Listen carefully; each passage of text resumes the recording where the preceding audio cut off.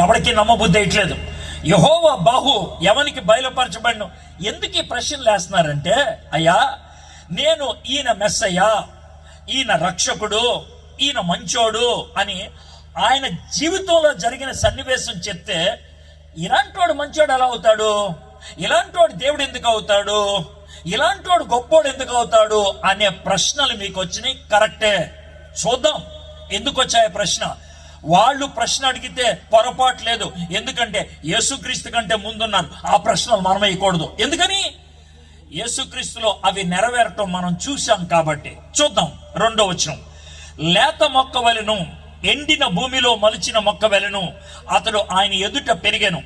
అతనికి స్వరూపమైనను సొగసైనను లేదు.